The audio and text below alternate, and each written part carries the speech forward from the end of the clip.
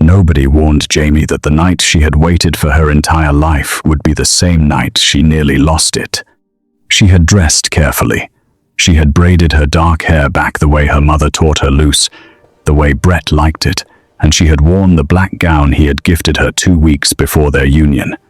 The fabric was soft against her arms, long against her ankles, and she had believed, truly believed, that she was walking into forever. She was not. She was walking into a tunnel. Brett held her hand the entire way down. That was the part that stayed with her later, not the betrayal itself, but the hand. Warm, steady. The hand of a man she had trusted with everything. He guided her through the lower passages beneath the castle with a torch in his other hand, his footsteps certain, unhurried, like a man who had made this walk before. She told herself they were taking a private path to the ceremony hall. She told herself the smell of old stone and something damp and ancient was simply the age of the castle's bones. She told herself a lot of things in those final minutes. Then she saw the iron grate in the floor. It was set into the stone like a wound rusted at the edges, wide enough for a person to fall through, and below it was nothing, only dark. Brett. He stopped walking. He let go of her hand, and then she understood, not slowly, not with confusion. The understanding hit her the way cold water hits skin, sudden, total, and without mercy. She barely had time to say his name a second time before the grate swung open beneath her feet and the castle swallowed her whole. The fall was silent. She did not scream. She could not find air fast enough. She reached for the walls and found nothing. She reached for his hand and found nothing. She landed on stone. The impact moved through her bones like a current. Her shoulder took most of it. Her cheek grazed rock. For a long moment, she could only breathe fast, shallow, each breath burning, and stare upward at the rectangle of torchlight, growing smaller as something heavy was dragged across the opening above her. Brett's silhouette stood at the edge. He did not look down. The grate closed. The light vanished, and the darkness that replaced it was unlike any darkness Jamie had ever known. It was not simply the absence of light. It was the presence of something else. She pressed her palms to the cold floor of the den. Her body screamed. She ignored it. She was a merchant's daughter. She had survived tight winters and lean years, and a father whose faith in prophecy had sometimes felt heavier than love. She had survived 23 years of being told she was meant for something greater.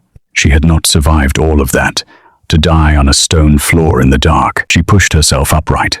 That was when she heard it. Not a sound exactly, more like a change in the air, a shift in the weight of the silence, the way a room changes when something large begins to breathe.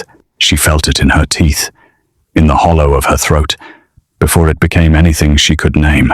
And then it became a growl, low, ancient, rising from somewhere in the dark ahead of her like thunder building beneath the earth.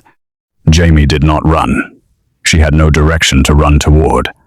So instead she did the only thing she had. She stood completely still, pressed her back against the stone wall, and listened. And in the space between that growl and the silence that followed it, she heard something she was not expecting. She heard breathing, ragged, heavy, and somewhere inside the weight of it, exhausted. Not the breathing of a beast ready to attack. The breathing of something that had not rested in a very long time. Hello, everyone. Before we continue, there is something brief I want to mention. If stories like this one, rooted in dignity, quiet justice, and the kind of truth that does not need a speech to announce itself are the kind that stay with you, then this channel is worth keeping close. The subscribe button and the notification bell take under 10 seconds. They cost nothing, and they ensure you never miss what we bring you next. We would also love to know where in the world you are watching from. Drop your city or country in the comments below. We read everyone. All right, thank you. Now let's get back to the story. Jamie had known about the prophecy before she understood what prophecy meant. She was 6 years old when the seer came to their home, a woman of indeterminate age, with steady eyes and a voice that carried no particular urgency, which somehow made everything she said feel more permanent. Jamie's father, Harold, had invited her. He was a spice merchant who believed in two things above all others: the value of a good trade and the binding weight of destiny. He had paid the seer well. He had cleared the back room of his stock. He had dressed Jamie in her best clothes and told her to sit still and not fidget. The seer had looked at Jamie for a long time before speaking. "She will be mated to a king," she said finally. "A true king, and through her, the course of a kingdom will change." Harold had wept. Jamie's mother, Leanne, had pressed both hands to her mouth. Jamie had sat very still because she did not fully understand what was happening, only that the adults around her had become suddenly large with feeling, and she did not want to be the reason the feeling stopped. She grew up inside that prophecy, the way a plant grows inside a pot. It shaped her, her education, her manner, the way she carried herself in public. Leanne taught her how to walk in noble halls before Jamie had ever set foot in one. Harold taught her how to speak to men of power without losing herself in the conversation. They were preparing her for a life that had not yet arrived, and Jamie had loved them for it, even when the weight of their hope felt like something she had to carry alongside her own. She had wondered sometimes, quietly, in the dark of her own thoughts, whether the prophecy was a gift or a map drawn before she had any say in the territory. She had never asked. She had not wanted to see her father's face if she did. By the time she was 23, she had mostly made peace with it. The prophecy had not come true in any visible way, but she had learned patience. She helped her father with his records. She read widely. She had friends, good ones, and a life that, even without a crown in it, felt like her own. And then Brett came to the market. He was everything the prophecy had promised in the most visible way possible. Tall, well-built, dark-eyed, dressed with the understated confidence of someone who has never needed to announce his power. He moved through Harold's stall with quiet interest, asked questions that were genuinely thoughtful, and when his eyes landed on Jamie, he did not look away. He came back 3 more times that week. The 4th time, he brought flowers. Harold had nearly fainted. "He is the king," her father said that night, voice hushed and fierce with wonder. "Jamie, he is the king." The seer was right. And Jamie, standing at the window with the flowers still in her hands, had felt the prophecy settle around her like a key fitting into a lock she had been carrying for 17 years. She had let herself believe. Brett courted her the way a man courts when he has already decided the outcome. There was nothing wrong with it, on the surface. He was attentive. He remembered things she said, small things, the kind of details people forget after a single conversation. He brought her into the castle carefully, never rushing her, always making the pace feel like her choice, even when she understood, in retrospect, that every step had been planned. He introduced her to the castle's gardens before he introduced her to its politics. He showed her the kitchens before he showed her the throne room. He built warmth before he built ceremony, and Jamie, who had spent years studying how power moved in rooms, recognized the intelligence of this approach and admired it. She admired him. That was the honest truth. Not blindly she saw the edges of his charm, the places where it thinned or flickered, but enough. His mother, Queen Eula, received Jamie once in the first month and did not repeat the invitation. She was a small woman with silver hair cut close to her face and the calm of someone who had long since finished deciding what the world was. She had looked at Jamie the way a person looks at a tool they are considering for a specific job, and Jamie had felt the weight of that gaze long after she left the room. She mentioned it to Brett once. "My mother takes time," he said, and smiled the way he always smiled, easy, disarming, final. Jamie had let it go. She had been good at letting things go in those months. She had been good at choosing belief over unease, because the prophecy had finally arrived, and she did not want to be the one who questioned it. The mating mark came 6 weeks into the courtship. Brett presented it as tradition. A royal custom, a mark given to a chosen mate before the union ceremony to seal the bond. He pressed his thumb to the inside of her left wrist and spoke the old words in the old tongue, and Jamie had felt the warmth of it bloom through her skin like a light being turned on inside her body. It was not painful. It was, if she was honest, the most beautiful thing she had ever felt. She had traced the small silver mark on her wrist for weeks afterward and believed, completely, that it meant she was loved.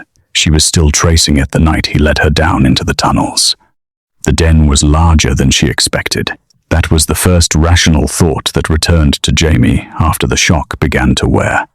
She had been sitting with her back against the stone wall for what felt like a long time, breathing deliberately, listening to the darkness, cataloging what her senses could reach. Her shoulder ached steadily, but was already knitting itself back together. Her eyes had adjusted enough to make out shapes great masses of rock, the suggestion of cave walls, the faint glow of something phosphorescent somewhere high above. Water dripped steadily from somewhere deeper in. The air smelled of old stone and earth and something else, something warm and animal and layered, like the smell of a forest after rain, but older. The creature was in the far corner of the den. She could tell by the breathing. She could not yet see it clearly. She was not sure she wanted to, but she could feel it, the way you feel weather, before it arrives. A pressure, a mass, a displacement of air that spoke of something very large and very much alive. It had not moved since the growl. That was the thing she kept returning to. Everything she had ever heard about the Devouring Wolf, and she had heard the stories. The castle's oldest servants whispered them like prayers gone wrong, suggested a creature that attacked on sight, that could not be reasoned with, that had been sealed beneath the castle because it was beyond taming and too dangerous to kill. It had not attacked her. It had growled. It had shifted. And then it had gone still. She sat with that. She sat with the fear, let herself feel it fully. The cold sweat at her temples, the tightness in her chest, the animal urge to curl small and make no sound. And she breathed through it until she was on the other side. Then she did something she could not entirely explain, even to herself. She spoke. "I am not going to pretend I am not afraid," she said into the dark. Her voice was steadier than she had any right to expect. "I am. But I am also not going to pretend I understand what is happening.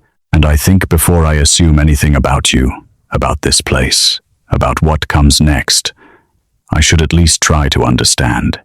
Silence. Then a slow, deep exhale from the darkness.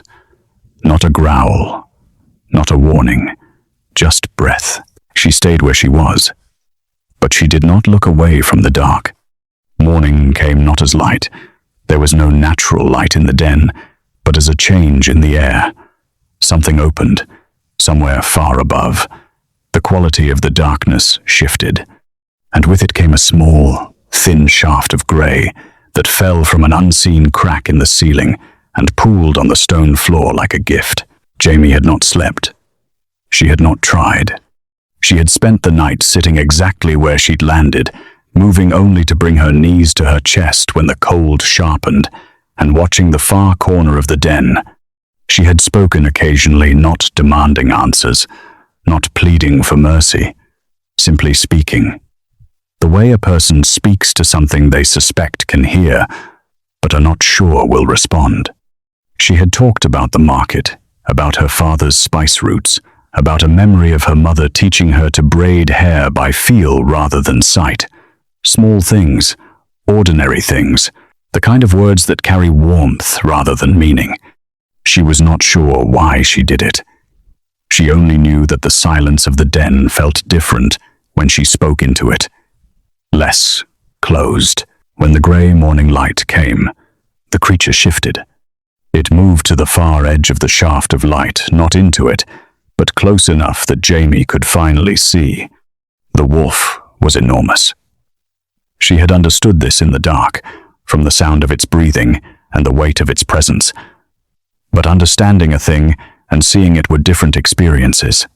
It stood as tall as a draft horse at the shoulder, covered in fur so dark it was nearly blue-black, matted in places with old scars that had grown over and healed wrong. Its legs were heavy as oak trunks. Its head, when it turned toward her, was broad and ancient, and its face bore a wound, a long raised scar that ran from its left eye socket down to the line of its jaw, as though something had once tried to mark its face and partially succeeded. Its eyes were amber, and they were watching her with an intelligence that had nothing to do with hunger. Jamie held very still. She looked at the wolf. The wolf looked at her, and then the light shifted, and she saw it beneath the matted fur at the wolf's shoulder, half hidden by a scar, pressed into the skin like a brand, a mark, a circular crest with a crown above it, and a bird inside it with spread wings. She had seen that mark before.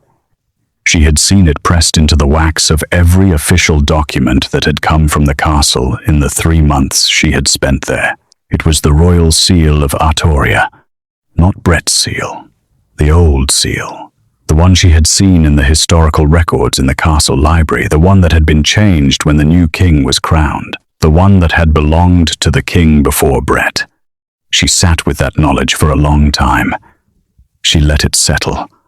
She let it rearrange everything she thought she understood about where she was and why. Then she looked at the wolf again, at the intelligence in those amber eyes, at the old wound on his face, at the exhaustion in his posture that she recognized now as the exhaustion of a creature that had been carrying something unbearable for a very long time. "You are not a monster," she said quietly. The wolf did not answer, but something in the line of his great body shifted, almost imperceptibly, the way a person shifts when they hear a truth they had stopped hoping anyone would say. It took 4 days. 4 days of careful, patient, unrelenting presence. Jamie did not rush it.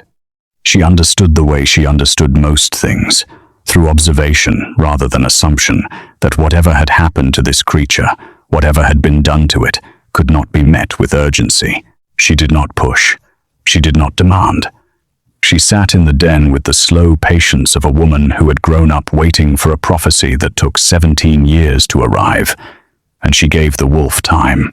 Food appeared, slid through a small iron door set low in one wall, presumably the same way it had been delivered for years. Bread, cooked meat, a skin of water. She ate half.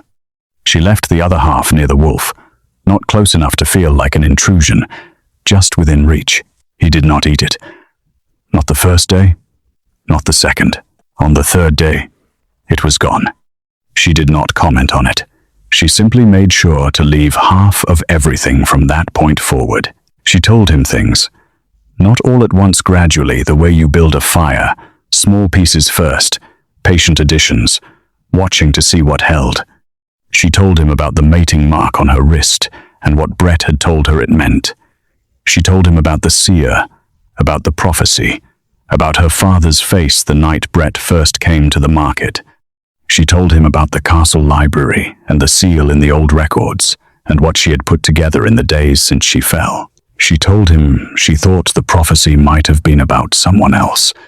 On the 4th day, near what she estimated was dusk by the change in the air overhead, the wolf moved fully into the light for the first time. He crossed the den slowly, not toward her, exactly, but not away. He lay down on the stone floor between them, his great head lowering to his paws, his amber eyes finding her face.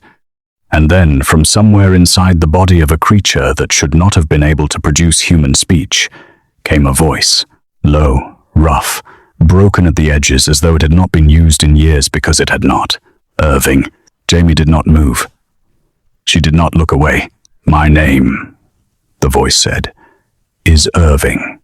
The silence that followed was different from all the silences before it. It was not empty.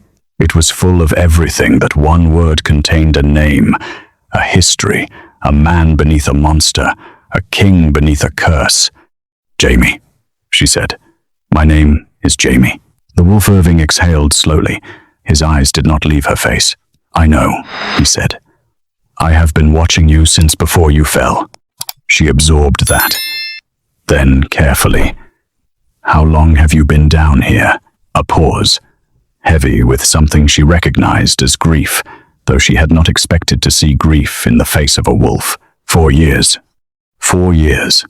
She thought about what that meant. 4 years in a stone den. 4 years with no light, no voice, no name. 4 years being fed women who had been brought here to die, and choosing not to kill them, and being given no credit for that choice because no one above the great had cared enough to notice. Her throat tightened. "Tell me what happened," she said. And Irving, the rightful alpha king of Arttoria, told her.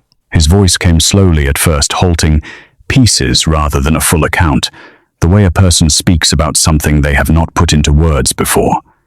Jamie did not interrupt.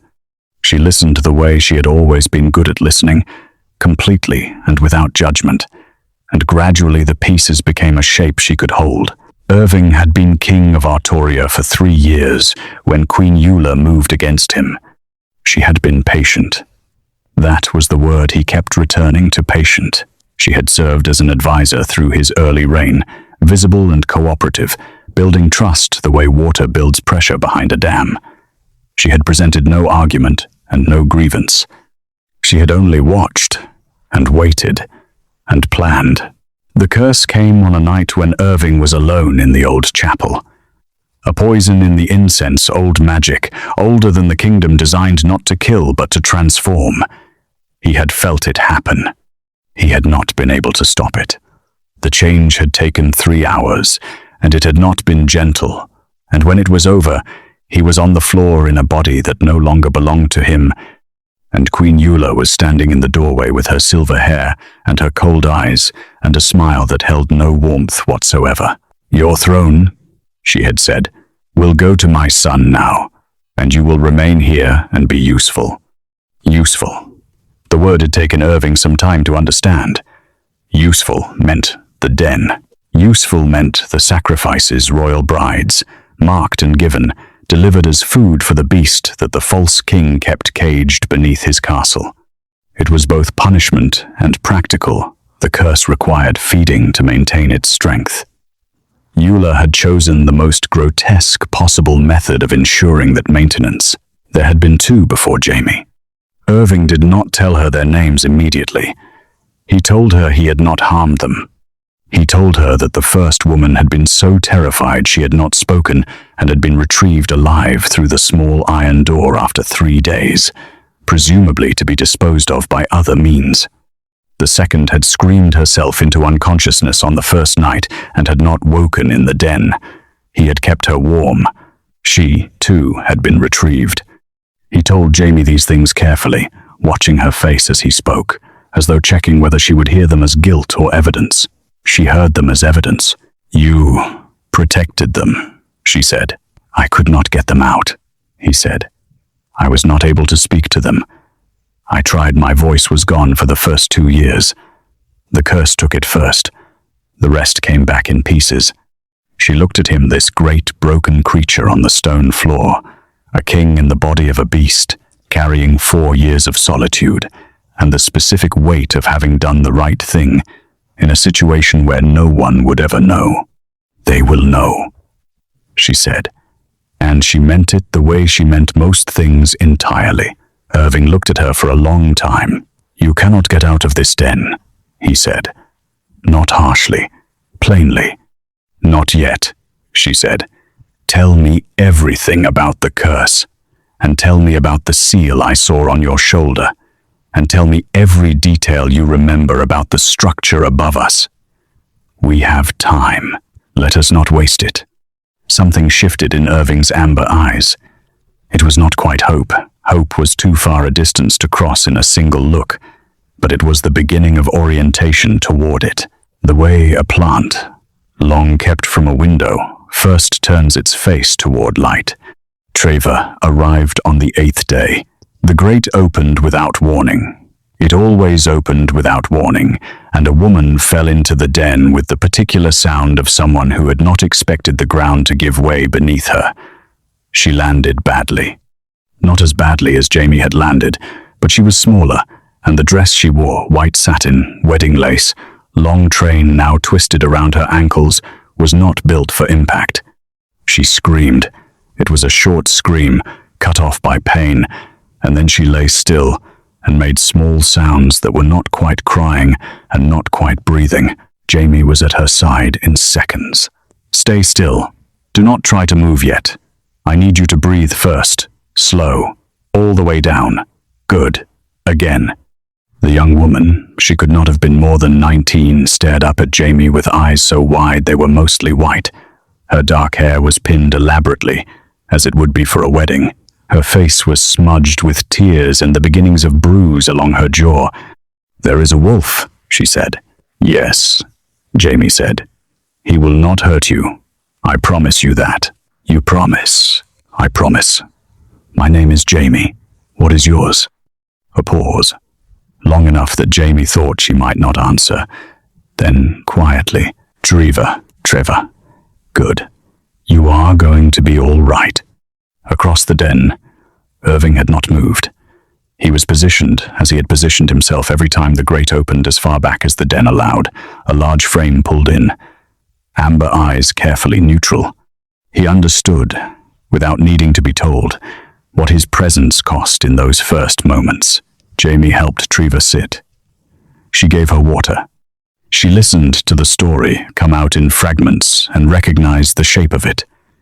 The market, the courtship, the charm, the mating mark, the walk through the lower tunnels. Brett's hand, steady and warm. The grate in the floor.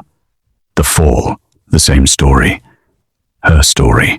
Jamie's jaw tightened. She did not let Trevor see that. "How many?" she asked Irving quietly, later, when Treva had finally slept. "How many women has Brett brought here?" Irving was quiet. "Including you and her?" he said finally. "4." Jamie stared at the ceiling of the den, at the stone and the dark. And for the first time since she had fallen, something moved through her that was not survival instinct or calculated patience. It was anger, clean and cold, and entirely without performance. The kind of anger that does not need to announce itself to be dangerous. "Then we are leaving," she said. "All 3 of us. And we are taking everything we know with us." The wall had always been there. Jamie had walked every inch of the den's perimeter in the first 2 days, not looking for an exit, exactly, but cataloging, because cataloging felt like agency, and agency felt like survival. She had found nothing then. But that was before Irving began to speak, and before she had started asking him the right questions. The passage was behind the oldest part of the eastern wall, a section of stone that looked identical to the rest, but which Irving knew, because he had been a king and had studied the castle's architectural records before the curse took everything else from him, was actually a sealed door. Built in the castle's original construction as an emergency exit from the lower chambers, sealed when the den was repurposed, not destroyed. The seal was not iron or stone. It was magic, the same old magic Eula had used in the curse, the same language of binding and transformation. And this they discovered through a process of careful experimentation and 2 broken assumptions, was the point where the mating mark on Jamie's wrist became relevant. The royal mating mark, the one Brett had given her with such ceremony, such warmth, was, at its root, old magic. Old magic responded to old magic the way metal responds to a magnet. It did not matter that Brett had wielded it dishonestly. The mark itself was genuine. The bond was real, even if the man behind it was not. Jamie pressed her marked wrist to the sealed section of wall and spoke the reversal the words Irving taught her, line by line, his rough voice patient in the dark, and the stone moved, not all at once. First a sound, a deep grinding shift that sent dust raining from the ceiling and made Treva press herself against the far wall. Then a crack of grey light, thin as a paper edge, appearing at the stone's border. Then more movement, slow and heavy, as a door that had been sealed for longer than any of them had been alive began, incrementally, to open. Irving pressed his great shoulder to the stone and pushed. The door opened. The passage beyond was narrow, too narrow for Irving in his current form. He stood at the threshold, and Jamie stood in the entrance of the passage, and they looked at each other in the thin, grey light, and neither of them said the obvious thing. "Go," he said. "Not without you. I cannot fit. Then we find another way, Jamie." His voice was low and careful, the way it got when he was trying to be reasonable about something that hurt. "Take Trevor. Get above ground. Find the senior counselor Dawson. I knew him before. He is an honest man. Tell him everything." She did not move. "You are not doing this alone," she said. "We did not come this far for you to stay in the dark." Irving looked at her for a long time. Then he said, quietly, in the voice that still surprised her sometimes with its steadiness, "The passage widens 20 feet in. I know the architecture. There is a junction chamber." She had the grace not to say she'd already suspected that. She simply stepped back and made room at the threshold. "Then let us not stand here talking about it," she said. Irving moved through the door. They emerged into the upper tunnels. At a point, Jamie recognized the old storage vaults, 2 levels beneath the main hall. She had walked these corridors in her first weeks at the castle, curious and exploring, never suspecting what lay below them. There were guards. They encountered the first pair at the vault entrance, and the guards reacted the way anyone would react to the sight of a woman in a torn black dress, a younger woman in a ruined wedding gown, and a wolf the size of a carriage walking behind them in the low-ceilinged passage. They raised their weapons. Jamie raised her wrist. "Look at this mark," she said. Her voice was not loud. It did not need to be. "And look at the seal on this wolf's shoulder, and then tell me which king you are actually serving." The guards looked. They were not foolish men. One of them had been at the castle for 20 years, old enough to remember the royal seal before it was changed, old enough to remember King Irving's face. He lowered his weapon first. The other man looked at him, then at Jamie, then at the wolf. He lowered his weapon. They found Dawson, the senior counselor, in his study on the 2nd floor. He was a man in his 60s, with the kind of face that showed everything: surprise, recognition, grief in quick, honest succession when he opened his door and saw what was standing in his corridor. He looked at Irving for a long time without speaking. Then he pressed one hand over his heart in the old gesture of recognition, the gesture used in Arttoria for a returned king, and said, simply, "Your Majesty." After that, things moved quickly. The throne room was assembled within the hour. Not by pageantry or ceremony, Dawson was too intelligent for theater, but by the quiet, efficient movement of people who understood that what was about to happen mattered and needed witnesses, staff, guards, the handful of court members who had always moved with slight unease under Brett's reign, sensing something they could not name. Brett was summoned. He arrived expecting a routine matter, and stopped in the doorway of the throne room with the expression of a man who has just understood that the floor beneath him is not solid. His eyes found Jamie. Then they found Irving. His face did not crumble immediately. He was too controlled for that.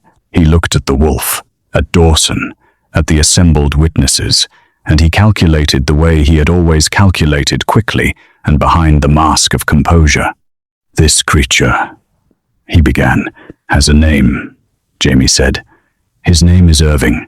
He is the rightful Alpha King of Arttoria, cursed by your mother into this form 4 years ago so that you could take a throne that was never yours. And every woman you marked and dropped through that grate, every one of them, Brett is proof of what you are." The silence in the throne room was the kind that precedes a verdict. Brett looked at the people around him, looked for the room he had always had, the deference, the carefully maintained loyalty, and found, in face after face, something that was not deference at all. He looked at his mother. Eula was standing at the edge of the room, silver-haired, composed, watchful. For a single moment, meeting Brett's eyes, something passed across her face that might have been calculation, the look of a woman assessing whether a situation could still be managed. Then Dawson stepped forward, and 2 guards moved to her sides, and the calculation left her expression and was replaced with something else, something that had lived beneath the composure all along. The breaking of the curse required 3 things. Irving had known this for 4 years and had not been able to tell anyone. It required acknowledgement, a public declaration of the true king's identity, spoken by witnesses who accepted it freely. It required the reversal of the binding spoken by someone who held the same old magic that had been used to create it. And it required the true mate bond, not a marked bond, not a ceremony. The real thing, freely chosen, freely given, the kind of bond that old magic recognized because it could not be manufactured or forced. The acknowledgement came from Dawson and the assembled court. Formal, clear, witnessed. The reversal came from Jamie. She stood before Irving in the throne room, with her left wrist raised, and Brett's false mating mark glowing on her skin already dimming. She could feel it, as though it had always known it was placed in the wrong direction. And she spoke the words Irving had taught her, in the den, in the dark, over the patient hours of their careful friendship. She spoke them without hesitation. Her voice did not waver. The mark on her wrist flared white. Then it faded. And then it burned not painfully, but with a warmth she recognized from somewhere deep and inarticulate. And when it reappeared, the mark had changed. Not Brett's design. Something older. Something she recognized from the royal seal pressed into Irving's shoulder. Irving made a sound she had not heard from him before. Low, involuntary. The sound of something being released after a very long hold. The change came from within him, starting at the center and moving outward, visible even to those who did not fully understand what they were seeing. The great, dark shape of the wolf became uncertain at its edges, blurred, and then broke, not violently, not in pain, but with the gradual inevitability of ice returning to water. What stood in the throne room when it was done was a man, tall, broad, dark-haired and dark-eyed, with a scar running from his left eye socket to his jaw that was the exact shape of the one she had traced on the wolf's face in the dim morning light of the den.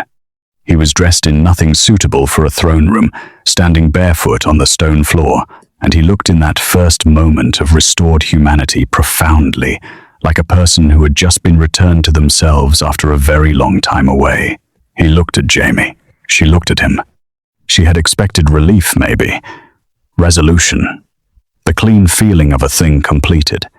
She had not expected the particular, specific warmth that moved through her in that moment, not the manufactured warmth of Brett's mating mark, but something that came from a direction she could not point at, rooted in 8 days of stone floors and careful honesty, and a voice in the dark that had told her his name before he trusted her with his story. Irving crossed the throne room in 3 strides and stopped directly before her. He was close enough that she could see the exact color of his eyes, amber in wolf form, but in his human face they were something between brown and gold, the color of old wood in firelight. He said nothing at first. He simply looked at her the way a person looks at something they thought they had lost. Then, "You stayed." "Yes," she said. "You did not have to. I know." He lifted his hand, slowly, as though checking whether the gesture was welcome. She did not move away. His hand covered the mark on her wrist, the new mark, the real one, and the warmth of it moved up her arm and into her chest and settled there like something that had been looking for that place for a long time. "Jamie," he said. "Irving," she said. No speeches, no ceremony. Just their names, spoken plainly, in a room full of witnesses, and between them something that old magic recognized before either of them had fully named it. Brett did not make a speech when they came for him. That was perhaps the most revealing thing about him, that in the end, stripped of the throne and the charm and the carefully maintained room that power had always given him, he was simply a man with nothing genuine to say. He was tried before the court of Arttoria over 3 days. The evidence was presented not dramatically but methodically. Testimony from Jamie, testimony from Trevor, the physical record of the den, the architectural evidence of the sealed passage and its age, the recovery of documentation that Dawson had carefully preserved from the years before the throne changed hands. The mating marks that Brett had placed on the previous women were traced through the kingdom's old records and matched to the women who had disappeared in the years since his coronation. 2 of them were found alive, living quietly in distant towns, having survived their retrieval from the den and been paid for their silence. They came forward. They testified. Brett was convicted. Queen Eula's trial was separate and longer. Her defense was composed and precise. She had always been better at argument than her son, but the depth of what she had constructed was its own undoing. The more fully the court understood the architecture of the conspiracy, the more clearly they understood who had built it. She had created the curse. She had engineered the sacrifices. She had managed a kingdom through fear and manipulation for 4 years, using her own son as a front and a beast as a threat. She was convicted. Neither of them was executed. Irving, when asked, declined that outcome. "I spent 4 years as something I was not, because someone decided cruelty was a solution," he said. "I will not begin my restoration by adding to that count." They were exiled instead, separately, to opposite ends of the kingdom's borders, with no title and no court, and no way to reach each other. It was not mercy, exactly. It was justice measured by a man who understood, from the inside, what it meant to be trapped. Trevor was returned to her family and compensated by the crown. She left the castle with her chin up and her ruined wedding dress folded carefully in a trunk. And on the morning she departed, she stopped at the castle steps and said, to no one in particular, that she intended to become a court recorder because she had learned that the most important things were the ones people assumed no one was watching. She did exactly that, eventually. Harold and Leanne came to the castle 3 weeks after the restoration. Harold cried openly, without embarrassment at the sight of his daughter standing in the great hall in a gown that was no longer torn. Leanne held Jamie's face in both hands and looked at her for a long time without speaking, the way she had looked at her when the seer had first spoken all those years ago, and then said, very quietly, that she had always known the prophecy was about more than a crown. Jamie had held on to that for days afterward. The restoration of the throne was not the end of anything. It was the beginning of everything that came after the work of rebuilding a kingdom that had been run on fear and silence for 4 years. Irving took to it the way a person takes to work they have been kept from too long, with focused, almost contained energy, careful attention, the specific thoroughness of someone who understands what absence costs. Jamie was part of it. Not formally. At first, she had no title and no official standing, only the mark on her wrist and the knowledge she had spent 8 days underground accumulating. But she sat in the early planning sessions because Dawson invited her and because Irving made no move to ask her to leave. And she contributed the way she had always contributed in her father's business, by listening carefully until she understood the shape of a problem, and then asking the question that turned the shape. She and Irving did not rush whatever existed between them. There was something that existed between them. They both knew this. The mark on her wrist made it visible in a way that did not require discussion, but neither of them was in a hurry. They had found each other in the slowest, most deliberate possible way, in the dark, without any of the shortcuts that attraction usually takes. The work of knowing each other had been done in the den, in the hours of careful honesty, in the patience that had built something more durable than charm. What came after was quieter.